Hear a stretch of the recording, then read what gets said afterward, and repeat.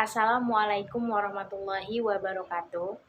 Perkenalkan, nama saya Cherry Carmelita Bekri, NPM 23130034, semester 1 kelas B. Yang terhormat Bapak Hadi Pranoto SPD MPD selaku dosen mata kuliah dasar-dasar BK. Jadi, dari pertemuan 1 sampai 6 kemarin, yang saya pahami dari materi yang telah dipresentasikan oleh teman-teman, ada 6 materi, yaitu 1.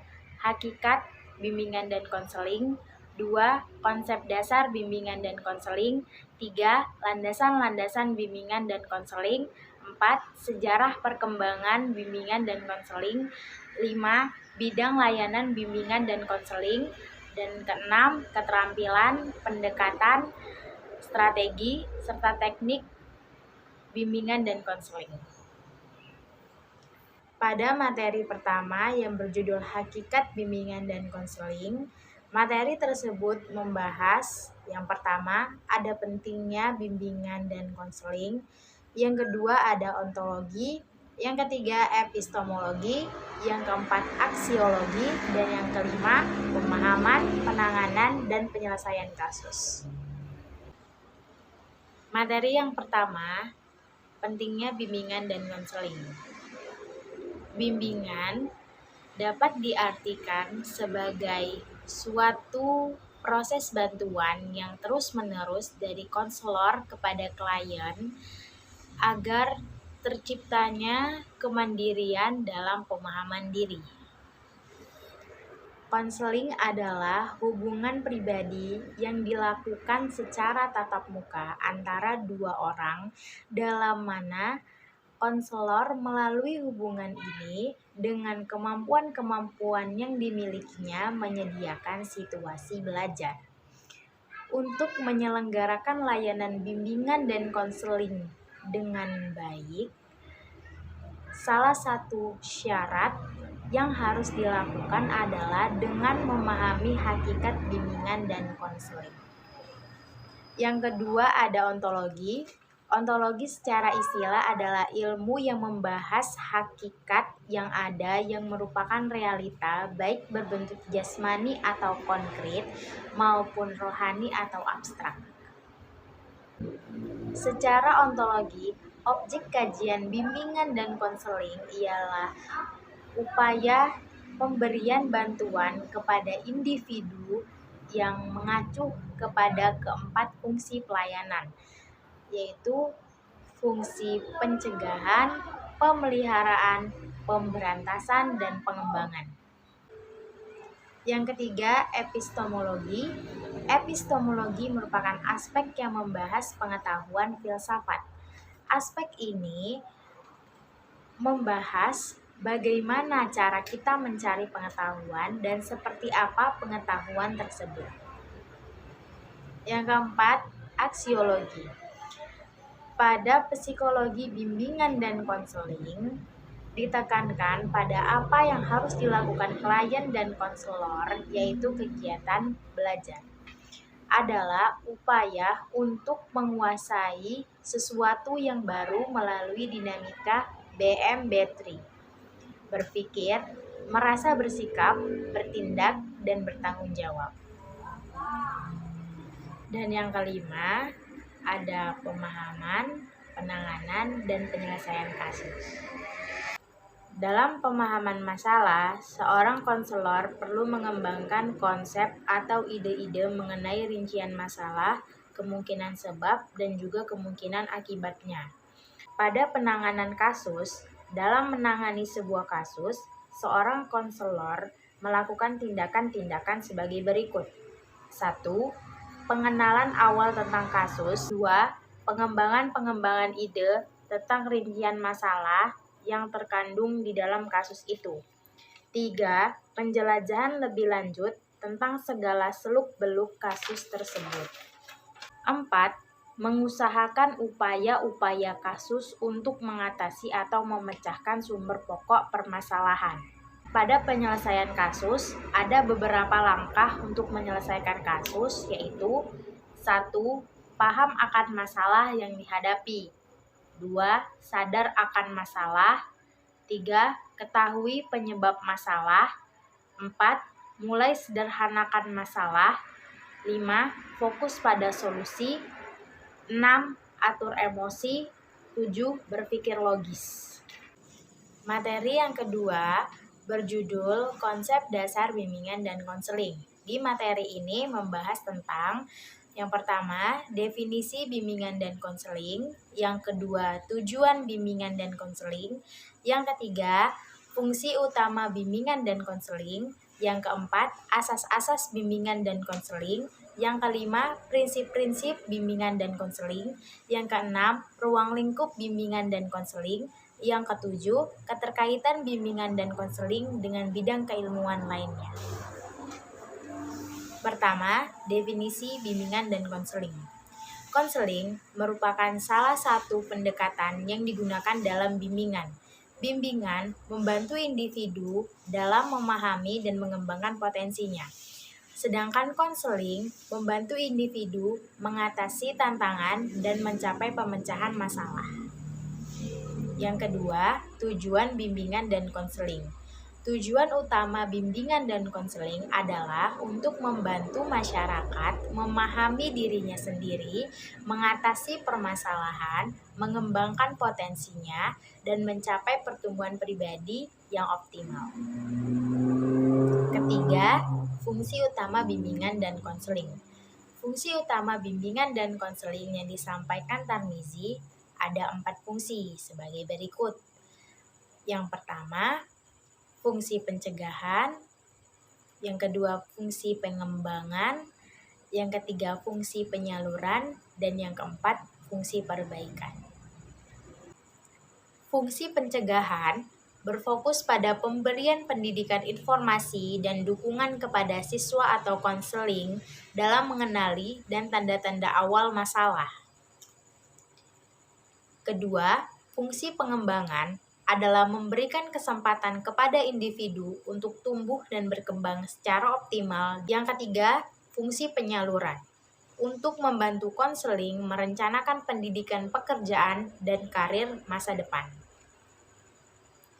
Yang keempat, fungsi perbaikan bertujuan membantu siswa atau konseling yang mengalami kesulitan dalam mengubah sikap, perasaan, keinginan, dan perilaku yang salah.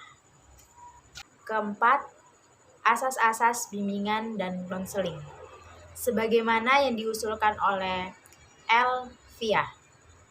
Yang pertama ada asas kerahasiaan, kedua asas kesukarelaan, ketiga asas keterbukaan, keempat asas kegiatan, kelima asas kemandirian, keenam asas kekinian, ketujuh asas kedinamisan, yang kedelapan asas keterpaduan, kesembilan asas kenormatifan, kesepuluh asas keahlian, 11 asas ahli tangan, ke-12 asas tuturi handayani. Yang kelima, prinsip-prinsip bimbingan dan konseling. Adapun beberapa prinsip-prinsip yang harus diperhatikan. Prinsip tentang sasaran layanan, prinsip-prinsip tentang permasalahan individu, prinsip-prinsip tentang program pelayanan, prinsip-prinsip tentang pelaksanaan pelayanan. Keenam, ada ruang lingkup bimbingan dan konseling. Pertama, ada bimbingan konseling pribadi. Bimbingan konseling pribadi merupakan proses bantuan agar individu dapat memahami pengembangan potensi diri dan penyelesaian masalah yang dihadapinya. Yang kedua, bimbingan konseling sosial. Berfokus dalam menghadapi dan memecahkan masalah sosial, bimbingan konseling belajar, akademik. Layanan bantuan ini penekanannya dalam pemahaman keterampilan belajar. Yang keempat, bimbingan konseling karir. Diarahkan untuk membantu proses perencanaan, pengembangan, dan pemecahan masalah karir. Yang ketujuh, keterkaitan bimbingan dan konseling dengan bidang keilmuan lainnya. Karena keterkaitan bimbingan dan konseling dengan berbagai ilmu berfungsi untuk membantu individu mencapai kesejahteraan fisik, mental, dan sosial. Ilmu-ilmu yang mencakup bimbingan dan konseling mendukung perkembangan pribadi, memberikan perawatan dan pengobatan bagi individu yang mengalami gangguan kesehatan mental. Yang ketiga, materi landasan-landasan bimbingan dan konseling.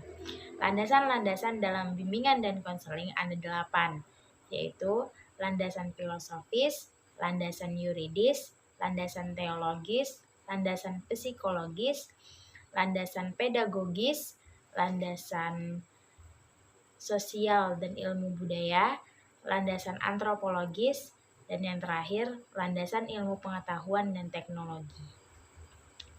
Materi yang keempat, sejarah perkembangan bimbingan dan konseling. Pertama, lahirnya bimbingan dan konseling. Frank Parson meluncurkan Biro Kejuaraan pada tahun 1908 yang memelopori bimbingan dan konseling di Amerika. Frank Parson juga dikenal sebagai bapak gerakan bimbingan konseling di Amerika. 2. Perkembangan bimbingan dan konseling di Indonesia. Merembahnya bimbingan dan konseling ke dunia pendidikan pada tahun 1960, munculnya gagasan ini karena Konferensi Fakultas Keguruan dan Ilmu Pendidikan FKIP yang kemudian menjadi IKIP yang diselenggarakan di Malang pada 20-24 Agustus. Lalu IKIP Bandung dan IKIP Malang kemudian mendirikan jurusan bimbingan dan konseling pada tahun 1964. Ketiga, faktor-faktor perkembangan bimbingan dan konseling, yaitu faktor pemerintahan pada imigran Eropa yang datang ke Amerika Serikat untuk mencari pekerjaan sesuai keahliannya. Pengajaran norma dan kebajikan untuk membentuk perilaku yang baik pada siswa agar terhindar dari kejahatan. Disiplin mental yang muncul dari perlakuan manusiawi terhadap individu dengan masalah mental di rumah sakit. Gerakan pemeriksaan psikologis dalam pengembangan berbagai instrumen untuk menguji kepribadian individu. Pemerintah federal mempekerjakan banyak konselor untuk memberikan konseling profesional, pendidikan, karir. Terapi non-direktif memiliki efek menggantikan pendekatan paternalistik otoriter dengan pendekatan yang lebih berfokus pada potensi individu masing-masing. Materi yang kelima, bidang layanan bimbingan dan konseling. Bidang layanan bimbingan dan konseling ada 7 bidang, yaitu bidang pribadi, bidang belajar, bidang karir, bidang sosial, bidang keluarga, bidang pernikahan, dan bidang populasi khusus. Dalam bidang belajar, membuktikan bahwa sekolah memiliki peran penting dalam membentuk pribadi siswa atau konseli. Dan bimbingan konseling adalah salah satu komponen yang bertugas membantu menyelesaikan masalah yang dihadapi konseli. Layanan bimbingan dan konseling diarahkan untuk memenuhi kebutuhan konseli, terutama dalam peningkatan motivasi. Program layanan bimbingan dan konseling merupakan bagian integral dari pelayanan pendidikan dan pengajaran di sekolah atau masyarakat agar setiap konseli dapat berkembang secara optimal. Materi yang keenam berjudul keterampilan, pendekatan, strategi, serta teknik bimbingan dan konseling. Strategi layanan bimbingan dan konseling komprehensif terbagi menjadi strategi untuk layanan dasar bimbingan, strategi layanan responsif, strategi pelayanan perencanaan individual, dan strategi untuk mendukung sistem. Tujuan strategi bimbingan dan konseling adalah agar siswa dapat mencapai perkembangan diri sebagai manusia yang beriman dan bertakwa, mampu mempersiapkan diri, menerima dan berpikir positif serta dinamis terhadap perubahan fisik, maupun psikis yang terjadi pada diri sendiri. Itu saja materi yang dapat saya simpulkan, sampaikan dan jelaskan dari materi pertemuan 1 sampai 6 yang telah dipresentasikan oleh teman-teman di kelas. Saya akhiri, wassalamualaikum warahmatullahi wabarakatuh.